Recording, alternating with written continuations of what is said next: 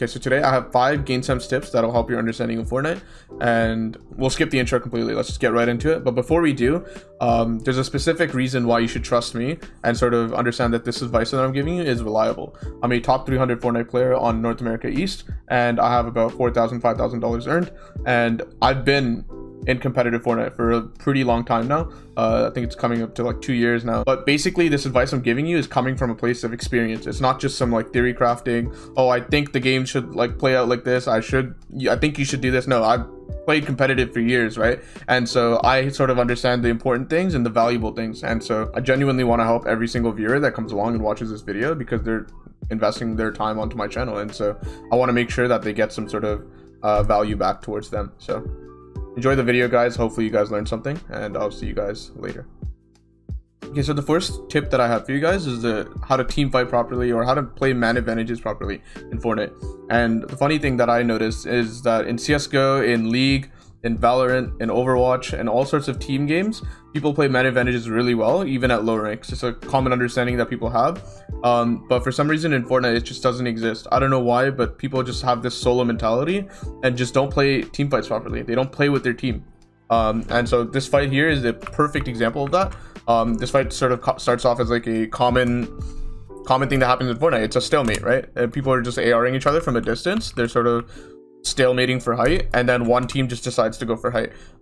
So the team that we're studying is a team on the left, right? This is a friendly team, and we'll assume the team on the right is the enemy team, right? And so Hockey and his team are about to go for height, right?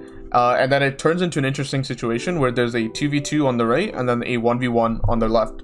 And so if we play the fight out, you'll see Texi's going for height, goes for height, gets height, because these guys just don't contest it. It's like a very low level fight. I just don't think that these guys know what they're doing, but we'll use this as our noob example, right?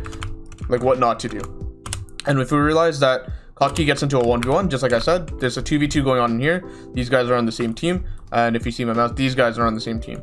And so these guys are about to fight each other in a 1v1, which is okay. The biggest thing that happens is that Hockey gets a free kill. He knocks someone, wins his one, and immediately knocks someone right away. But the problem is, he must have calmed to his team, like, hey, I knocked someone. Obviously, like, people usually calm when they get a kill, but these guys need to take that as a indication. Hey, it's a 3v2. If I just wait 10 to 15 seconds, this immediately is a one fight with a 3v2 man advantage, right? But for some reason they get up close just because they get an HP advantage. They get up really close, play shotguns, and then lose the fight completely. But instead, obviously there's some micro mistakes that happen here that cause them to lose the 2v2, but you don't need to take this risk. You don't need to take the case where like you have to play the fight perfectly. If you just wait 10 seconds for Koki to clean up his kill, get the finish, get his loot, and then come over to join you, you can 3v2 properly. Now that doesn't mean that you don't have to fight, right? It means that you just need to keep your distance, make sure you're not going to get boxed, and maybe like cone out this way, come to where the camera is, and start ARing them from this sort of distance, this sort of safe distance. That way you'll keep the pressure up so that this guy Maybach cannot heal, and then you're still fighting, but you're not fighting in a risky manner, right? Your goal is to wait for Koki reinforcements to come over and then turn it into a 3v2, and then at the same time you guys all get in and should be able to clean up. This fight is a completely landslide one fight for Koki and his team, but for some reason these two are just completely getting in. They just don't care about the fact that Koki's 10 seconds he gets over to help them. They just run in and try to fight 2v2, when literally if they just waited 10 seconds, this fight is a complete one fight.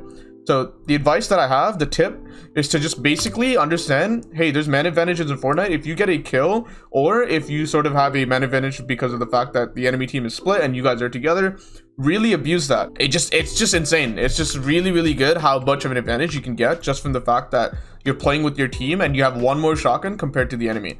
Okay, so the second tip that I have for you guys is understanding gun swap delay. This is a fundamental of Fortnite, and people don't really respect it or appreciate it enough, and they end up putting themselves in situations. Beginners, intermediates, pro players even, they tend to make situations where they do edits like this, and it's like you're making a wide edit or an edit like this, and then you're just making a wide edit, right? And you're not creating a peak for yourself. Something like this is a peak, something like this is a peak, right? Something like that is really advantageous, because what's actually happening is when you do something like this, you're putting yourself behind cover while you're pulling out your gun. Notice when I make an edit, I have to pull my gun out. There's a delay there. I can't just shoot right away, right? There's a delay, that delay, right? And so what's happening is when you do this peek, you're creating yourself a cover to sit behind while you pull out that gun, right? So if you do it full motion, you're pulling out your gun, but you're doing it behind cover. Same with the window, pulling out your gun, but doing it while out of sight. And so that seems really obvious because people are really used to peanut butters and windows, and they know how to right hand peek. This is the situation. Let's put ourselves in this situation, right? Where there's an enemy standing literally where I'm shooting right now, and a lot of people would do this, right? And then they'll like hide behind this corner, or like just like walk too late. The problem is you doing this walk is really telegraphed. It's really telegraphed, right?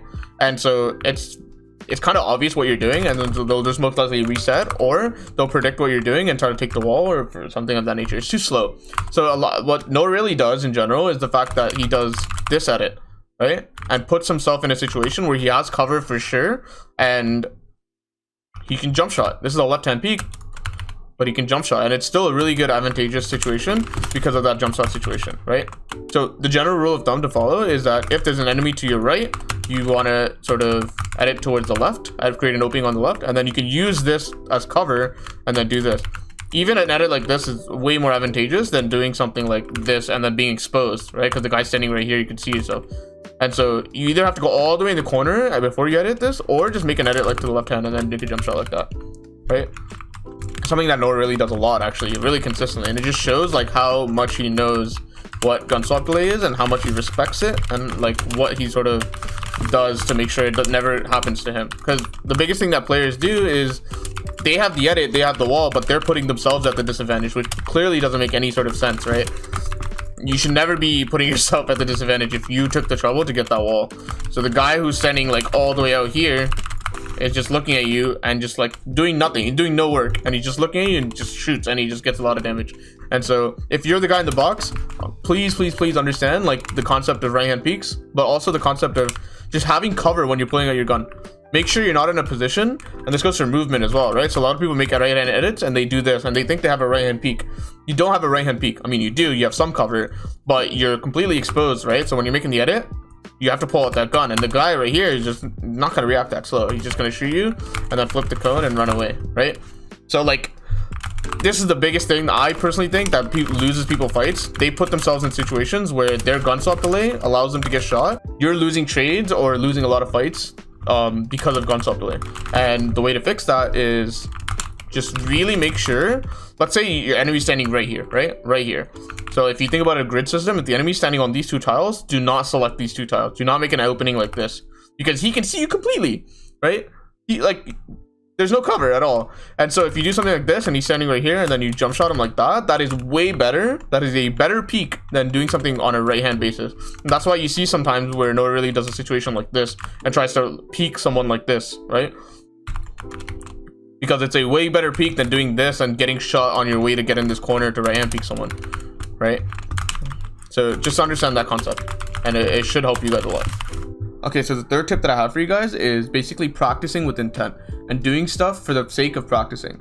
What does practicing with intent mean? It basically means like you're doing something for the sake of actually practicing, right? You're not going in autopilot. You're not just blankly doing the motion just to do the motion. So for example, if you're practicing 90s, you're not just doing 90s. You're sort of there. You're in the moment, you're practicing, and you also sort of understand you're doing this for a reason, right?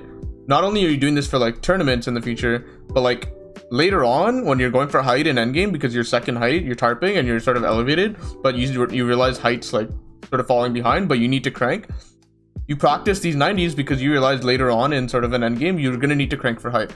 And so I looked up a bunch of like motor learning literature online to look for an actual example on this to prove this concept. And there's something called the intention superiority effect, all right? And this effect, when you have an intention to do something in the future, it changes the actual way your brain behaves and takes in that practice, right? And so this study in 2006, it asked a bunch of volunteers to learn a skill, and it relates to motor learning, right? Which is basically what Fortnite is. And the skill was a sequence of key presses, right? There's two groups, right? You can see where this is going, probably. They basically had to determine whether a line that they saw on the screen was something that they practiced in the past or not. And so the only difference between the two groups was that group A was told that they would be tested on all these practice in literally 10 minutes, right? So they would need to remember all these things. Group B was not told anything at all, right? What they found was that there was a tremendous difference between both groups. Group A was significantly better on both the learning aspect, but also the patterns later. So when they were tested and they were asked to remember all these patterns, they remembered it significantly better than Group B. They did a much better job. And so how this applies to Fortnite is like when you're practicing tunneling, when you're scrimming, when you're VOD reviewing, you need to understand that you're not just doing this to like sort of go over the practice over and over and over and over and over. You're doing this for a reason, right? If you want to win that solo cash cup or do better in general or place in the money, or you want to do well in trio cash cup or do well in FNCS, you need to practice with intent. And the biggest thing that I notice in the community is that people play scrims all the time and they play them on autopilot. They just play them to play them. They just go through 6 games a day and they're not there. Like, they're just practicing to practice and they're not actually trying to win or actively looking for ways to get better because they've done it so much. It's usually some form of burnout. They played scrims so much that they play the next scrim and then they play the next scrim and then the next day comes and then they play another 6 scrims and the next day comes and play another 6 scrims, but they're not taking each scrim seriously and they're not, you know, really focusing on each aspect of that scrim. And what that does is that you're autopiloting. You're not actually learning that much at all. And so the way you can fix that is to really be present in the moment, understand what you're doing, understand the reason why you're scrimming. You're scrimming so that you can do better in the tournament. That has a direct effect on your performance in the tournament, and this will naturally help your practices. This goes for arena, this goes for creative, this goes for anything that has to do with skill, right? This goes outside of Fortnite as well. So try that, it'll help. And yeah. Okay, so let's talk about something relevant to the meta currently, which is related to launchpads. Everyone needs to think of launchpads as a way to save your mats, right? It's like a 300 mat coupon, right? Save 300 mats. And so the biggest thing to understand once you reach endgame is that this coupon goes down in value because these moving zones goes smaller and smaller in distance, right? And so it's much better to use these launchpads as early as possible. And in general, just use them in first moving. A lot of people see a free rotate and use 400, 500, 600 mats to get across first moving. And they're like, oh, I'm safe. This is better. And they're too scared to launchpad because they're worried about getting beamed out of the air. Relatively, I think there's ways to avoid getting beamed out of the air, so there should be a different way that you get rid of that problem. But in general, try to use your launch pad in first moving and get rid of it, because if you try to use it in second moving, third moving, fourth moving, it's way too compact, the zone, and there's way too many builds everywhere, and in general you're saving less mats even if you do it successfully. Your coupon now becomes a 200 mat coupon, right? So you're actually losing out. And so the one thing in endgame that people don't really understand is that mats, your mat count as a trio or as a solo, is becoming more and more valuable as you go on into the game. So if you have 2 launch pads, the way to do this is to just launch pad across, halfway point, halfway across first moving, wait for zone to get ahead a little bit, you're back at zone now, and now use another launch pad to sort of save mats again and land in the end zone of first moving. And then now you have a ridiculous amount of mats, no impact by the way, you did not kill anyone. You have a lot of mats to spend across the next 2 movings, and you're doing sort of max distance launch pad, which gives max value launch pads. You're using the launch pad in the most valuable way possible, and if you sort of delay that and use them later on in third or fourth moving, it just gets really difficult to use them, right? And in general, there's not a lot of space, but also you're not getting a lot of value out of the launch pad. You're not able to glide the full distance, and so that's the tip. Like, just use launch pads in a better way. Try to focus on using them in first moving, which I found is the most optimal time to use launch pads in general, right? So the 5th and final tip that I want to talk about is VOD reviews. And so I put them in 2 categories, right? There's self VOD reviews and then there's pro VOD reviews. And so self VOD reviews is something that you do like after a solo cash cup you played, you want to watch yourself back and you want to identify all the mistakes that you did. Why did I get 10th instead of getting top 2? Why did I lose this fight? How should I have done this rotate better? These are questions that you can ask and sort of understand, and some questions you might just know the answer to right away. You'd be like, oh, I should have just done this. It's very obvious to me. But there's some questions, I guarantee you, no matter how good you are at the game, there'll be some questions like, what should I have actually done here? I really don't know. I don't know in this situation. This is really difficult to understand. Even the answer that you might come up with is not like something that you have full confidence in. And so the way to solve that is to go to a pro VOD review and with your questions, right? Like, oh, what should I have done in this situation? Go to a pro VOD review, watch a similar situation that they've done and learn from them. Because most likely the pros have done something in terms of like that sort of rotate and they do it correctly, right? And you can definitely find that on Twitch. You can find it on YouTube. There's a ton of highlights on YouTube in terms of trio VODs, in terms of solo VODs. There's just so much content out there to not be pro VOD reviewing as a result of your questions that come from self VOD review. So definitely do this. I think it's a very important part of learning in Fortnite, and I think it's extremely important for a lot of people to not be doing. It's sincerely one of the most repeated advice things that people say on YouTube, that people say about learning games, learning any sort of skill. There's a reason why Beyonce watches her replays back. There's a reason why people like basketball players watch their replays back. It's just the best way to identify your weaknesses and also identify where your shortcomings are. Like, what are your mistakes, right? And then after you identify them, you can start working on them. There's no possible way you can start working on your mistakes if you don't even know what they are. Simple as that. If you guys have any sort of questions in terms of the video, in terms of the game, leave them in the comments below. I read every single one, and I will totally get to yours. But for now, if you guys enjoyed the video, leave a like, subscribe if you want to see more content like this one, and I will catch you guys later. Peace.